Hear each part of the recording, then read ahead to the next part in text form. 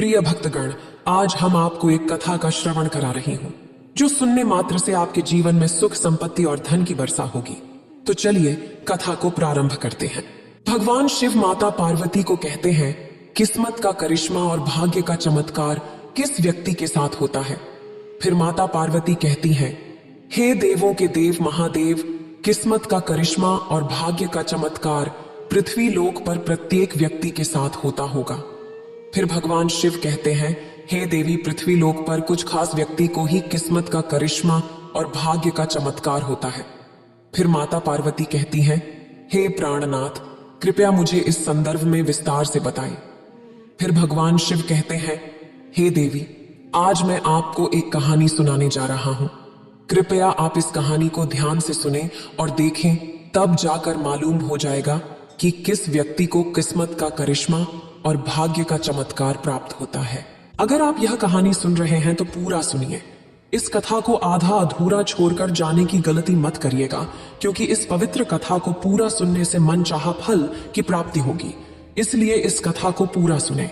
आप शिव भक्त हैं तो भोलेनाथ का अनादर ना करें। तो चलिए कहानी प्रारंभ करते हैं। बहुत पुराने समय की बात है। काशी नगरी में एक बहुत ही धनवान सेठ धनपत राय रहते थे। धनपत राय के दो बेटे थे। बड़ा बेटा नंदन बहुत ही उद्दंड था और बुरे दोस्तों की संगति में पड़कर कई बुरी आदतें अपना चुका था।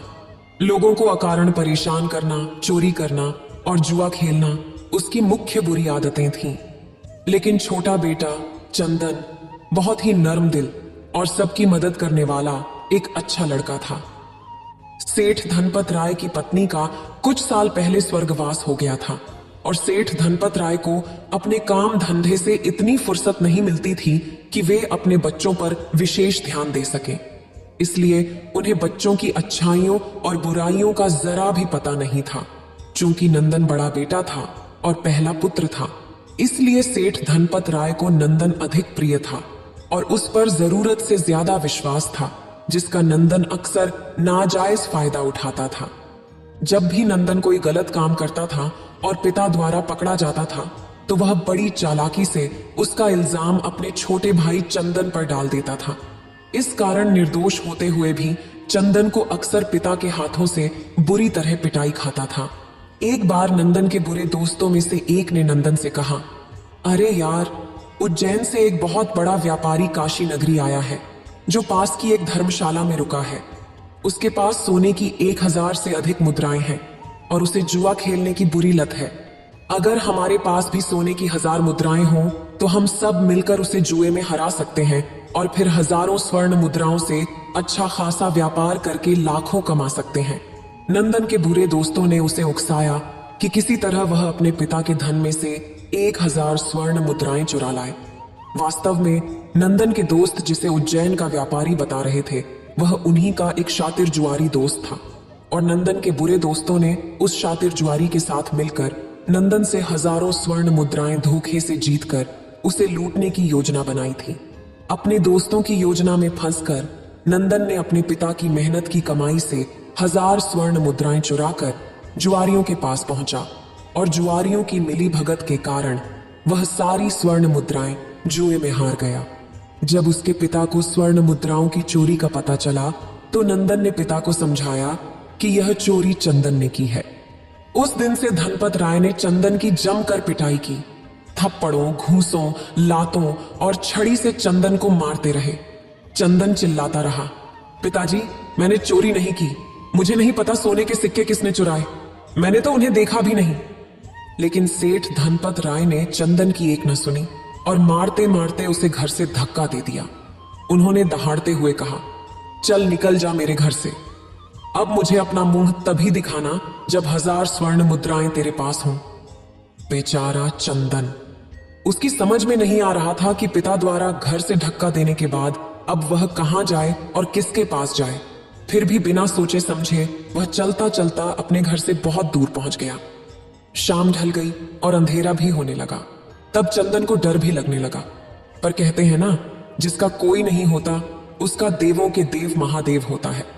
अंधेरे में चंदन रोने लगा तो अचानक उसके कानों में एक भारी भरकम आवाज आई, हरियोग। अरे कोई है क्या? यह आवाज सुनकर चंदन और भी डर गया।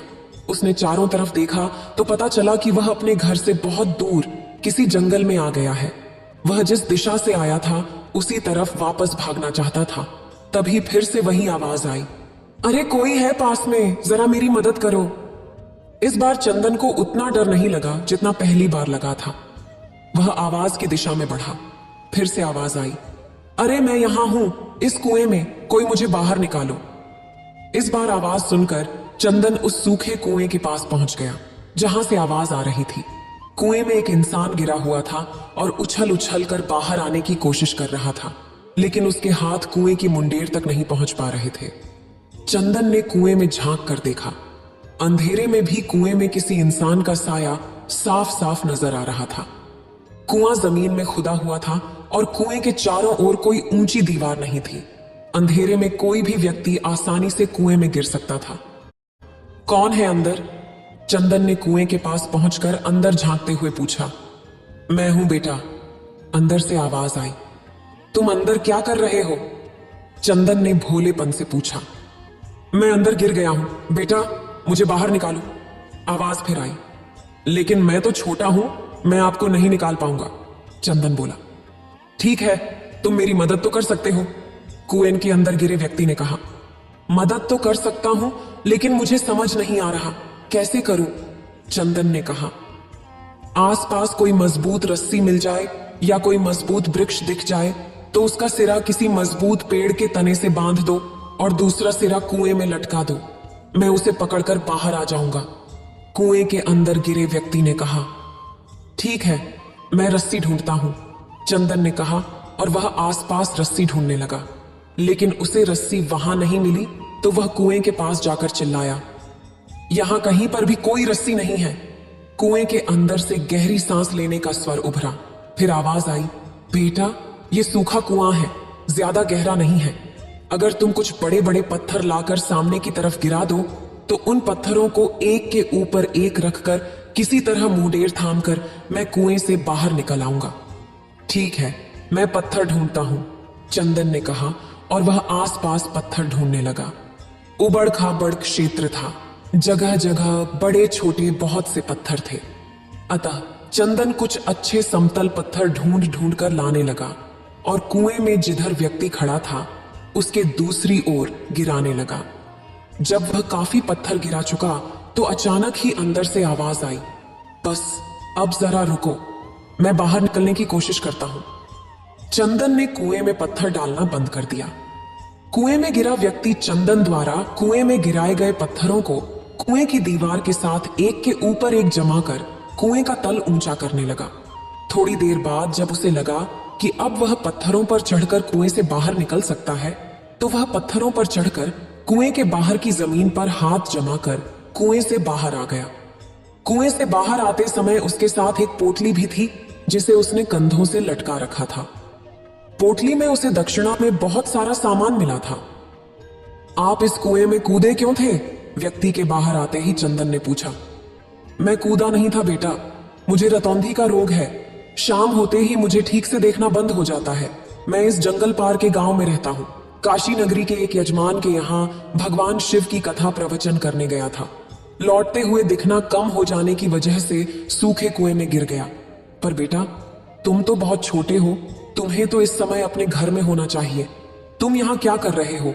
उस व्यक्ति ने, जो कि एक प्रकांड पंडित दीनदयाल था, चंदन से बोला। चंदन को रोना आ गया।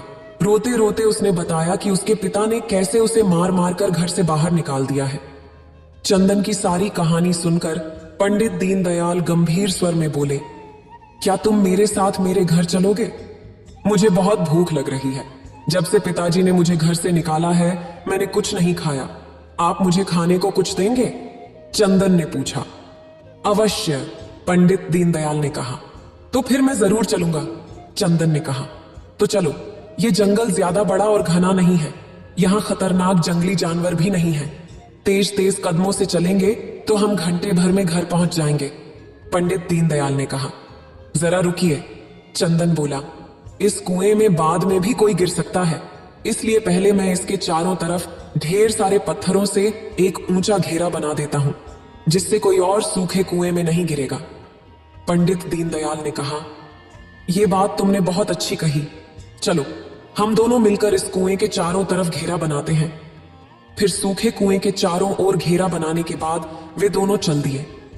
पंडित दीनदयाल जब घर पहुंचा तो उसकी पत्नी बद्धी परेशान घर के बाहर टहल रही थी। पति के साथ एक लड़के को देख उसने पूछा, ये लड़का कौन है जी? पंडित दीनदयाल ने कहा, इसे तुम अपना बेटा समझ लो। हमारे विवाह को 12 वर्ष हो गए, किंतु महादेव ने हमें एक भी संतान नहीं दी। लेकिन हमारा दुख देखकर ही समझ लो, प्रभु ने ये लड़का हमें संतान के रूप में दे दिया है। पंडित दीनदयाल की पत्नी राधा तो ये सुनते ही निहाल हो गई। उसने चंदन को कलेजे से लगा लिया और खूब प्यार किया। उसने अपने हाथों से भर पेट खाना खिलाया। चंदन दीनदयाल और राधा का बेटा बनकर उन्हीं के यहाँ रहने लगा। वह दोनों की उसी तरह सेवा करता जैसे कोई सगा बेटा अपने माँ बाप की करता है। दीनदयाल सिर्फ एक महान विद्वान पंडित नहीं था, बल्कि उसके आसपास कोई भी वैद्य उसकी बराबरी नहीं कर सकता था। उसे मुश्किल से मुश्किल बीमारियों का चुटकियों में इलाज करने की औषधियों का ज्ञान था। चंदन को वह रोज शिक्षित करने लगा और एक दिन जब उसे महसूस हुआ कि चंदन अब किसी भी मामले में उससे कम नहीं रह गया है, तो उसने चंदन से कहा, बेटा अब तुम जवान हो गए हो, विवाह योग्य हो गए हो। मैं चाहता हूं कि अपने योग्य कन्या का चुनाव तुम खुद करो। हमारे गांव में तुम्हारे योग्य कोई कन्या नहीं है। सब की सब अशिक्षित और साधारण रंग रूप की है, जबकि तुम्हारे मस्तक और हाथ की रेखाएं बताती हैं कि तुम्हारा विवाह किसी बहुत ही सुंदर राजकुमारी से होगा। इसलिए मैं चाहता हूं कि तुम यहां से पश्चिम की पहाड़ियों की दिशा में जाओ। उन पहाड़ियों में तुम्हें पीले रंग का गेंदे के फूल जैसा एक बहुत बद्धा फूल मिलेगा। वह फूल अपने पेड़ पर हर बार 10 साल बाद उगता है और एक पेड़ पर एक ही फूल उगता है। तुम पेड़ से वह फूल तोड़ लेना। वह बेहद करामाती फूल है। उसकी खुशबू सूंघने से बड्ढी बीमारी दूर हो जाती है। उस फूल को तुम संभाल कर रखना। वह फूल हमेशा गीले कपड़े में रखोगे तो वह कभी मुरझाएगा नहीं और बरसों बरस उस फूल से तुम बीमारियों का इलाज कर सकोगे। पर ध्यान रहे, पहाड़ियों पर चढ़ते उतरते वह फूल कहीं गिरा मत देना। 10 वर्ष पहले मैंने भी वह फूल हासिल किया था, किंतु कुछ देर के लिए मैंने वह फूल एक चट्टान पर रख दिया था। तभी बहुत तेज हवा का एक झोंका आया और वह फूल उड़ा ले गया। फिर वो फूल मुझे कभी नहीं मिला। चंदन ने दीनदयाल और राधा से विदा लेकर अपने लिए सुंदर और सुशिक्षित पत्नी की तलाश में यात्रा शुरू की। कई दिनों के निरंतर भ्रमण के बाद वह उन्हीं पहाड़ियों में पहुंच गया जहां दीनदयाल ने गेंदे के फूल जैसे एक पीले और बड़े फूल का होना बताया था। चंदन जल्दी ही उस चमत्कारी फूल के पौधे तक पहुंच गया, लेकिन जैसे ही वह पौधे की दिशा में बढ़ा, उसने देखा कि एक युवती उस फूल को तोड़ रही है। रुको! चंदन दूर से ही चिल्लाया। आवाज सुनकर वह युवती फूल तोड़कर आगे भाग निकली। चंदन तो उसी फूल के लिए उन पहाड़ियों पर आया था। वह भला उस युवती को फूल कैसे ले जाने देता? वह उस युवती के पीछे भागा। उन्हीं पहाड़ियों में आगे जाकर एक गुफा थी। वह युवती गुफा में प्रवेश कर गई। गुफा के अंदरूनी हिस्से में पत्थर का एक द्वार भी था। वह युवती द्वार बंद कर ही रही थी कि चंदन निकट पहुंच गया और उसने द्वार को बंद होने से रोक दिया और चिल्लाया, वो फूल मुझे दे दो। मैं उस फूल के लिए बहुत लंबा सफर करके यहां तक आया हूं। नहीं, वह युवती मुंह घुमाकर चंदन की ओर देखते हुए बोली, इसी फूल के लिए मैं 10 साल से इस सुनसान क्षेत्र में रह रही हूं। यह फूल मैं किसी को नहीं दे सकती। उस युवती का स्वर चांदी की घंटियों जैसा सुरीला था और वह बेपनाह खूबसूरत थी। जैसे ही उसने चंदन की ओर देखा, चंदन ने भी उसे देखा और देखता ही रह गया। वह परियों सी सुंदर, गोरी चिट्टी और आकर्षक थी। चंदन के लिए उस पर से नजरें हटाना असंभव था। वह गुफा के द्वार को धकेलते हुए अंदर दाखिल हुआ और एक तक उस युवती को देखते हुए बोला, तुम 10 साल से इस फूल के खिलने की प्रतीक्षा क्यों कर रही थी और 10 सालों से इसी गुफा में क्यों रह रही हो? युवती ने जवाब दिया, गुफा में मैं अकेली नहीं हूं। मेरे पिताजी, जो बरसों से पक्षाघात के शिकार हैं, इस फूल की सुगंध से उनके शरीर के शिथिल अंग फिर से सक्रिय हो सकते हैं और वे ठीक हो सकते हैं। यदि तुम्हें यह फूल चाहिए तो मैं तुम्हें दे सकती हूं। अपने पिता को स्वस्थ करने के बाद युवती ने कहा, मैं तुम्हारे पिता से मिलना चाहता हूं। चंदन ने कहा तो वह युवती उसे गुफा में काफी अंदर तक ले गई। एक स्थान पर पहुंचकर चंदन ने देखा पत्थर की एक चारपाई पर एक वृद्ध व्यक्ति लेटा हुआ है। वहां गुफा की दीवारों में बने दो आलों में बहुत तेज प्रकाश करने वाले चमकदार हीरे रखे थे, जिससे सारी गुफा में रोशनी फैली हुई थी। उस युवती ने अपने पिता को चंदन के बारे में बताया कि यह युवक मुझसे चमत्कारी फूल मांग रहा है। तुम उस फूल का क्या करोगे बेटे? उस वृद्ध ने चंदन से पूछा। चंदन ने जवाब दिया, मैं इससे दीन दुखियों का मुफ्त में इलाज करूंगा, जिससे वे स्वस्थ और सानंद जीवन व्यतीत कर सकें। वृद्ध ने कहा, तब तो तुम ही इस फूल के वास्तविक अधिकारी हो। ये मेरी बेटी 8 साल की थी। जब मैं इस गुफा में आया तभी मेरे आधे शरीर को लकवा मार गया, और तब से मैं और मेरी बेटी इसी फूल के खिलने की प्रतीक्षा कर रहे थे। तुम लोगों को स्वस्थ करने के लिए फूल चाहते हो तो सबसे पहले तुम्हें मुझे ही स्वस्थ करना चाहिए। चंदन ने कहा, हाँ, मैं पहले ऐसा ही करूंगा, फिर ये फूल आपसे प्राप्त करूंगा। लेकिन पहले मैं यह जानना चाहता हूं कि आप लोग कौन हैं और इस निर्जन स्थान में क्या कर रहे हैं।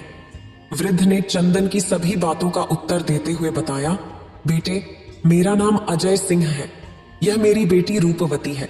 कभी मैं रामगढ़ नाम के राज्य का राजा हुआ करता था। एक रात मेरे महामंत्री मकर सिंह ने मेरे साथ विश्वासघात कर सेनापति और सैनिकों को धन दौलत का लालच देकर मेरे राज्य पर कब्जा कर लिया। वो तो मुझे और मेरी बेटी को मार ही डालता, लेकिन मेरे कुछ भरोसे के सेवकों ने मेरी मदद की, जिससे मैं रामगढ़ से यहाँ पहाड़ियों में आकर अपनी बेटी के साथ इस गुफा में रहने लगा।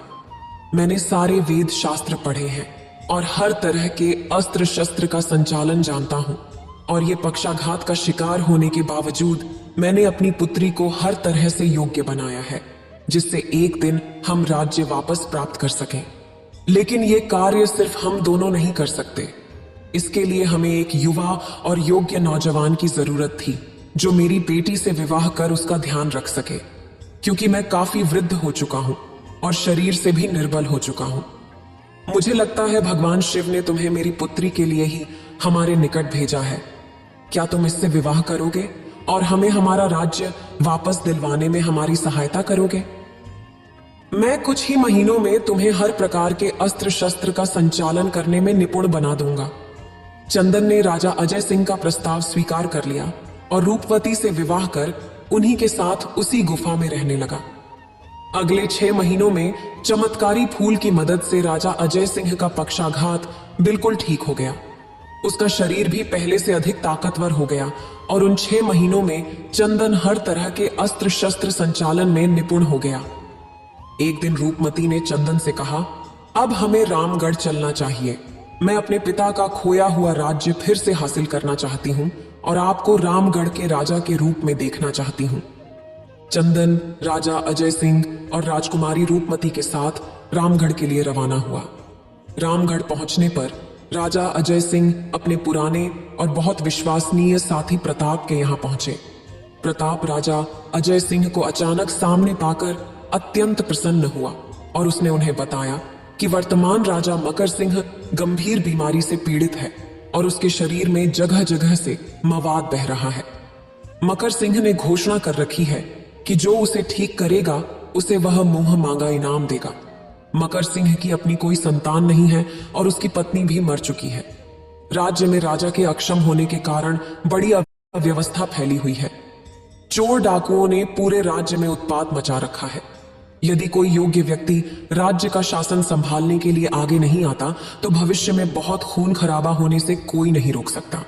राजा अजय सिंह से अनुमति लेकर चंदन मकर सिंह से मिलने गया और उससे कहा, महाराज, मैं एक वैद्य हूं और आपको पूरी तरह स्वस्थ कर सकता हूं। आपने घोषणा की है कि जो आपको स्वस्थ करेगा उसे आप मुंह मांगा इनाम देंगे। क्या यह सच है? मकर सिंह ने उत्तर दिया, हाँ, यह सच है। मकर सिंह ने कहा, ठीक है, आपको स्वस्थ करने के बदले मुझे आपका राज्य चाहिए। आप अपने सभी मंत्रियों और दरबारियों को बुलाकर अपना राज्य मुझे सौंप दें और आश्वासन दें कि स्वस्थ होते ही आप संन्यास ग्रहण कर लेंगे और रामगढ़ छोड़कर दूर कहीं चले जाएंगे। चंदन की शर्त सुनकर मगन सिंह को क्रोध आ गया और वह कुछ कहने ही वाला था कि चंदन फिर से बोल उठा। वैसे मैं चाहूं तो अभी इसी समय तुम्हें मारकर रामगढ़ का राजा बन सकता हूं। रामगढ़ के पुराने महाराज अजय सिंह भी मेरे साथ हैं। वे मेरे ससुर हैं, उनकी पुत्री मेरी पत्नी है। लेकिन मैं यह राज्य बिना एक भी खून की बूंद बहाए प्राप्त करना चाहता हूं और तुम्हें तुम्हारे पापों का प्रायश्चित करने का अवसर भी देना चाहता हूं। अब यह तुम सोच लो कि तुम स्वस्थ होकर जीवित रहना चाहते हो या अभी इसी समय मरना चाहते हो। मकर सिंह डर गया और उसने चंदन की सारी बातें मानकर सभी मंत्रियों और दरबारियों को बुलाकर चंदन को रामगढ़ का राजा घोषित कर दिया। चंदन ने भी चमत्कारी फूल के चमत्कार से मकर सिंह का कोढ़ ठीक कर दिया। स्वस्थ होने के बाद मकर सिंह रामगढ़ छोड़कर हमेशा के लिए बहुत दूर चला गया। रामगढ़ का राजा बनने के बाद एक दिन चंदन ने अपने धर्मपिता दीनदयाल और माता राधा को भी अपने राज्य में बुला लिया। पंडित दीनदयाल और राधा चंदन को राजा के रूप में देखकर बहुत खुश हुए और बोले, बेटा चंदन, तुम्हारे प्रबल भाग्य की रेखाएं पढ़कर मैं जान गया था कि एक न एक दिन तुम कहीं के राजा जरूर बनोगे। अब मैं चाहता हूं कि तुम अपने असली पिता सेठ धनपत राय को भी अपने पास बुला लो। वे काफी वृद्ध हो गए होंगे। तुम्हारे पास रहकर उनका बुढ़ापा आराम से कट जाएगा। चंदन कुछ क्रोध में होते हुए बोला, हरगिज नहीं। उन्होंने मुझ पर 1000 स्वर्ण मुद्राएं की चोरी का इल्जाम लगाकर पीट पीट कर घर से बाहर निकाल दिया था। पंडित दीनदयाल ने समझाया, उसमें उनकी कोई गलती नहीं थी चंदन, तुम्हारे भाग्य में यही लिखा था। और जरा सोचो, अगर उन्होंने तुम्हें घर से नहीं निकाला होता तो क्या आज तुम रामगढ़ के राजा होते? भगवान शिव जो करते हैं अच्छे के लिए ही करते हैं। चंदन, अपने पिता का एहसान मानो कि उन्होंने तुम्हें घर से निकाला। बात चंदन की समझ में आ गई। चंदन अपने कुछ विश्वस्त साथियों के साथ घोड़े पर सवार होकर अपने पिता के पास पहुंचा, किंतु अपने घर के सामने पहुंचकर वह स्तब्ध रह गया। वह घर बिल्कुल खंडहर नजर आ रहा था और उसकी दशा बता रही थी कि कभी वह बुरी तरह जल गया होगा। उसने एक पड़ोसी से पूछा, इस घर में रहने वाले लोग कहाँ हैं? पड़ोसी ने कहा, सिर्फ धनपत राय के बारे में पूछ रहे हो? चंदन ने कहा, हां। पड़ोसी ने बताया, कई वर्ष पहले उनके बेटे नंदन ने उन्हें मार पीट कर घर से निकाल दिया था, लेकिन अगले ही दिन भयंकर मूसलाधार बारिश हुई और पूरे घर पर बिजली गिर पड़ी, जिससे सारे घर में आग लग गई। नंदन उसी आग में जलकर मर गया। और सेठ धनपत राय का क्या हुआ? चंदन ने पूछा। वो पास के मंदिर के बाहर बैठे भीख मांगते हैं, पड़ोसी ने बताया। जब चंदन पड़ोसी के बताए मंदिर तक पहुंचा तो यह देखकर उसका दिल टूट गया कि उनका शरीर लकड़ी की घुन लगी कपची जैसा हो चुका था। उनके सारे शरीर पर मक्खियां और मच्छर भिन भिन आ रहे थे और फटे चिथड़े वस्त्रों में उनकी दशा बता रही थी कि वो वर्षों से नहाए नहीं होंगे। पिताजी, मैं चंदन, आपने कहा था ना, अब मुझे अपना मुंह तभी दिखाना जब 1000 स्वर्ण मुद्राएं तेरे पास हों। आज मैं 1000 स्वर्ण मुद्राएं लेकर आया हूं, चंदन ने अपने पिता को झकझोरते हुए कहा। धनपत राय ने आंखें खोलकर चंदन को देखा और बोले, तू आ गया, अच्छा किया, मगर मुझे मालूम है मैंने तुझ पर गलत आरोप लगाकर पीटा था। चोरी नंदन ने की थी। अब मैं आपको अपने साथ ले जाऊंगा पिताजी, और हम सब सुख से रहेंगे, चंदन ने कहा और झुककर अपने पिता को गोद में उठाने लगा। मुझे उठाकर अपने हाथ गंदे मत कर बेटा, वैसे भी मैं जा रहा हूं, बस तुझे देखने की चाह में एक सांस अटकी हुई थी। कहते कहते धनपत राय ने बेटे की बाहों में दम तोड़ दिया। चंदन अपने पिता के शव को अपने साथ रामगढ़ ले गया, जहां उसने सभी रीति रिवाजों के साथ सम्मान पूर्वक अपने पिता का दाह संस्कार किया। इसके बाद चंदन रामगढ़ का राजा बन गया था। वह अपने धर्मपिता दीनदयाल, माता राधा, पत्नी और ससुर अजय सिंह के साथ सुखपूर्वक रहने लगा। याद रहे, बुरे काम का हमेशा बुरा नतीजा होता है और अच्छे इंसानों की परमात्मा भी हमेशा मदद करते हैं। वैरागी बने तो संसार छूटे, सन्यासी बने तो शरीर छूटे, महाकाल से प्रेम हो जाए तो आत्मा के सभी बंधन छूट जाएं। आज मैं आपको चिड़िया की शिव भक्ति और चिड़िया वाली बूढ़ी मां की कहानी सुनाने वाली हूं। यह सच्ची कहानी गुजरात में स्थित चिड़िया वाली बूढ़ी माता के मंदिर की है। अगर आप यह कहानी सुन रहे हैं तो कृपया पूरी सुने। इस पवित्र कथा को अधूरा छोड़ने की गलती मत करिएगा, क्योंकि ऐसा करने से आपको पाप भी लग सकता है। इसलिए इस कथा को पूरा सुने। अगर आप शिव भक्त हैं तो भोलेनाथ का अनादर ना करें। विश्व प्रसिद्ध बनारस के विश्वनाथ मंदिर काशी विश्वनाथ का दर्शन कराते हुए हम इस कहानी को शुरू करते हैं। प्रीति करो महादेव से, मत मांगो फलदान, त्याग कर फल की कामना, करिए भक्ति निष्काम। एक गौरैया पक्षी का जोड़ा एक बड़े से मंदिर के पास स्थित पेड़ पर रहा करता था। जब भी उस शिव मंदिर में सुबह शाम पूजा और आरती होती, तब वे दोनों पक्षी मंदिर में आकर भगवान शिव की आराधना में लीन हो जाते। वे इतनी भक्ति करते कि उन्हें अपने तन मन और आसपास का कोई होश नहीं रहता। उन दोनों पक्षियों का यही रोज का नियम था। सुबह शाम जब भी मंदिर में घंटी बजती और आरती होती, तब ये पक्षी मंदिर में पहुंच जाते और भगवान शिव की आराधना करने लगते। इसके बाद वे अपने बच्चों और अपने लिए चारा जुटाने का काम करते। उसी मंदिर के पास थोड़ी ही दूरी पर एक बूढ़ी माँ का घर था। उस बूढ़ी माँ की कोई संतान नहीं थी। उनके आगे पीछे देखभाल करने वाला कोई नहीं था। वह अकेले अपना जीवन व्यतीत कर रही थी और उन्हें पक्षियों से बहुत लगाव था। वह चिड़ियों और पंछियों से बहुत प्रेम करती थी। रोज अपने घर की छत पर पानी और दाना डालती थी। यह उनका रोज का काम था और दो चिड़िया रोज उनकी छत पर आती, आराम से दाना चुगती और कुछ अपने बच्चों के लिए भी ले जाती। इसी तरह उनका जीवन चल रहा था। बूढ़ी माँ की वजह से उन चिड़ियों का पेट भरता था और वे आराम से भगवान शिव की आराधना कर पाती थीं। दिन इसी तरह गुजर रहे थे। एक दिन बूढ़ी माँ बीमार हो गई और बिस्तर पर पड़ गई। उनका कोई बेटा बहू नहीं था जो उनकी देखभाल करता या दवाई लाता। बूढ़ी माँ बिना दवा और सेवा के बिस्तर पर पड़ी रही और अब छत पर दाना पानी नहीं डाल पा रही थी। जब गौरैया पक्षी दाना चुगने के लिए छत पर आते तो वहां कुछ नहीं पाते और सोचते कि बूढ़ी माँ कहाँ चली गई। 2-3 दिन बीत गए और बूढ़ी माँ कमजोर होने लगी। बिना दवा के एक दिन उनकी मृत्यु हो गई। पंछियों ने देखा कि बूढ़ी माँ का कोई पता नहीं चल रहा और छत पर दाना भी नहीं है, तो वे घबरा गए और परेशान हो गए। वे पूरे गांव में बूढ़ी माँ को ढूंढने लगे। खोजते खोजते थक गए तो मादा गौरैया ने अपने पति से कहा, स्वामी, बूढ़ी माँ का कोई पता नहीं चल रहा। वह हमें दाना पानी दिया करती थी और अन्य पक्षियों की देखभाल करती थी। हमने उन्हें बहुत ढूंढा लेकिन वे नहीं मिली। अब हम क्या करें? गौरैया का पति बोला, प्रिय, हमने हर जगह बूढ़ी माँ को तलाश लिया। तब भोलेनाथ ने कहा, पंछियों, अब वह बूढ़ी माँ का शरीर गल चुका है। उसमें से कीड़े निकलने लगे हैं। उनका शरीर क्षत विक्षत हो गया है। मैं उन्हें कैसे जीवित कर सकता हूँ? जब उनका शरीर ही ठीक से नहीं रहा तो उसमें प्राण कैसे फूंकूं? तब वे दोनों पंछी जो पति पत्नी थे हठ करने लगे और बोले, प्रभु, आपने हमें वचन दिया था कि जो हम मांगेंगे आप देंगे, तो क्या आप अपने वचन से पीछे हट रहे हैं? भोलेनाथ, आप अपने वचन से फिर नहीं सकते। तब महादेव ने कहा, हे पंछियों, तुम्हारे हट और मेरे वचन के आगे मैं विवश हूं। इस प्रकार भोलेनाथ ने उस बूढ़ी मां के क्षत विक्षत शरीर को ठीक किया और उसमें प्राण फूंक दिए। वह बूढ़ी मां फिर से जीवित हो गई। अपने सामने भगवान भोलेनाथ को देखकर वह बूढ़ी मां भाव विभोर हो गई और प्रसन्न होकर बोली, हे प्रभु, मेरे जन्मों जन्म के दुख और पाप आपके दर्शन मात्र से कट गए। आपने मुझे दर्शन दिया।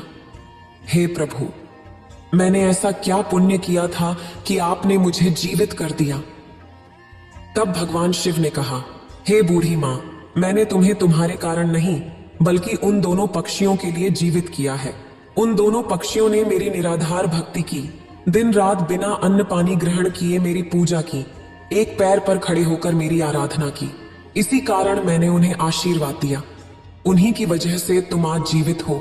वे पंछी कोई और नहीं बल्कि तुम्हारे छत पर रोज दाना चुगने आने वाला गौरैया पक्षी का जोड़ा है। उसी ने यह भक्ति की है और उसी के कारण तुम आज जीवित हो। अब उस बूढ़ी मां ने दंडवत प्रणाम किया और फिर भोलेनाथ वहां से अंतर ध्यान हो गए। फिर वह बूढ़ी मां फिर से अपने छत पर दाने डालने लगी, पानी रखने लगी और वह गौरैया पक्षी का जोड़ा उस माँ की छत पर आता, पानी पीता और दाना चुगता। तब उस बूढ़ी माँ ने उन गौरैया पक्षियों से कहा, हे पक्षियों, तुमने मुझे जीवन दान दिया है। बूढ़ी माँ कहीं नहीं मिली, हमने उन्हें किसी भी जगह नहीं देखा। हमें उनके खुद के घर में जाकर देखना चाहिए, शायद वो बीमार हो।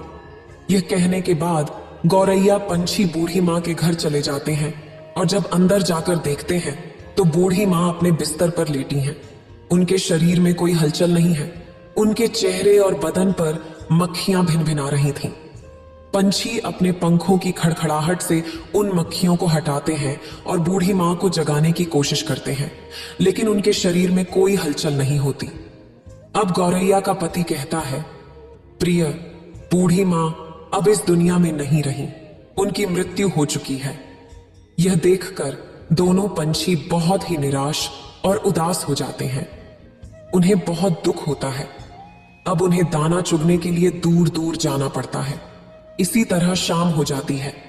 शाम को जब मंदिर का घंटा बजता है और भगवान शिव की आरती होने लगती है, तब वे दोनों पंछी उस मंदिर में पहुंचते हैं और एक पैर पर खड़े होकर भगवान शिव की निरंतर भक्ति करने लगते हैं। वे उनका जप करने लगते हैं।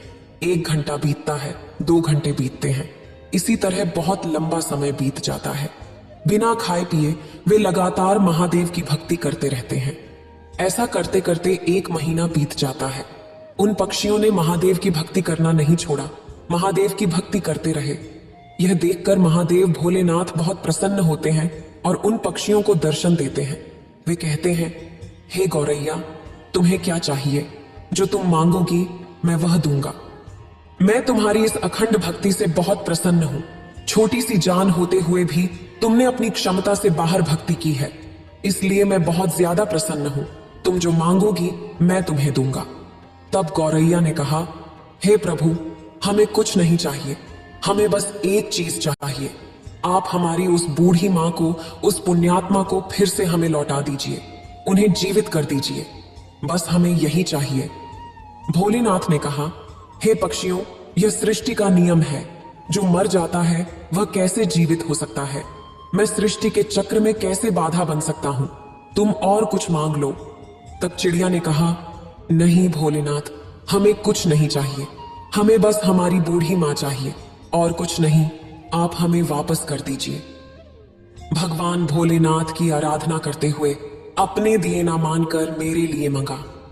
हे पक्षियों, मैं चाहती हूं कि तुम मेरे घर पर ही वास करो और नित्य मेरे सामने रहो। यह सुनकर वे दोनों पक्षी उस बूढ़ी माँ का प्रस्ताव स्वीकार करते हैं और उसके घर आकर रहने लगते हैं। दिन बीतते जाते हैं और उस बूढ़ी माँ की चर्चा गांव-गांव में फैलने लगती है। दूर दूर तक यह बात फैल जाती है कि एक बूढ़ी माँ है जो मरकर भी जीवित हो गई और उसमें अजीब सी शक्ति आ गई है। धीरे धीरे लोग जिनको कोई दुख या रोग होता, वे उसके पास आते और अपनी समस्या बताते। वह भगवान भोलेनाथ के नाम पर पूजा पाठ करती और उन लोगों का दुख दूर हो जाता। धीरे धीरे लोग ठीक होने लगते हैं। अब उस बूढ़ी माँ की ख्याति दूर दूर तक फैलने लगती है और लोग दूर दूर से अपना इलाज कराने और अपनी तकलीफें दूर करने के लिए आते हैं। इसी प्रकार बहुत दिन बीत जाते हैं और वह बूढ़ी माँ उसी स्थान पर अपने घर में समाधि ले लेती है। आज उसी समाधि स्थल पर उस बूढ़ी माँ का एक भव्य मंदिर है जो गुजरात में स्थित है। यह मंदिर चिड़िया वाली बूढ़ी माँ के नाम से जाना जाता है। उस मंदिर पर आपको हमेशा गौरैया पक्षी का जोड़ा देखने को मिलेगा और दोस्तों, उस मंदिर की ख्याति बहुत दूर दूर तक है। लोग कहते हैं कि किसी को भी कोई तकलीफ हो, वहां जाने से दूर हो जाती है। कोई शारीरिक कष्ट हो या कोई रोग हो, वहां जाकर भक्ति करने और पूजा पाठ करने से वह तकलीफ और रोग ठीक हो जाते हैं। एक गौरैया पक्षी ने अपनी अखंड भक्ति से उस बूढ़ी माँ को जीवित कर दिया। भोलेनाथ की कृपा से वह बूढ़ी माँ जीवित हो गई और लोक कल्याण करने लगी। दोस्तों, इस कहानी से हमें यह सीख मिलती है कि हमें कभी किसी दूसरे पर निर्भर नहीं रहना चाहिए। जब तक बूढ़ी माँ जीवित थी, वे दोनों पक्षी उस माँ पर आश्रित थे। उनके मरने के बाद वे पक्षी परेशान हो गए कि अब उन्हें भोजन कहां से मिलेगा। इस कारण उन्हें कष्ट होने लगा, क्योंकि उन्हें दूर दराज से भोजन खोजने की आदत नहीं थी। उन्हें हमेशा रखा रखाया भोजन मिल जाता था। इसलिए हमें कठिन परिस्थितियों के लिए हमेशा तैयार रहना चाहिए। हमें किसी अन्य के भरोसे नहीं रहना चाहिए। आज वह व्यक्ति हमारे लिए है, लेकिन कल नहीं रहेगा, तो हमें अपने आप को कैसे संभालना है, यह सोचना चाहिए। अगर हम भगवान की सच्चे मन से भक्ति करेंगे, तो हमें भगवान का दर्शन जरूर होगा और हमारे पाप कटेंगे। हमारा दुख अवश्य दूर होगा। बस जरूरत है सच्ची श्रद्धा और भक्ति की, जैसा उस गौरैया पक्षी ने किया। करता करे न कर सके, करता करे न कर सके, शिव करे सो होए, तीनों लोक नौखंड में महाकाल से बड़ा न कोई। इतना कहकर भगवान शिव इस कहानी को समाप्त करते हैं। इस वीडियो को बोलते समय कोई त्रुटि हो तो मैं क्षमा चाहती हूँ। उम्मीद है आप सभी को यह वीडियो अच्छी लगी होगी। अगर आप शिव के सच्चे भक्त हैं तो चैनल को सब्सक्राइब और वीडियो को लाइक करके कमेंट में हर हर महादेव लिख दीजिए।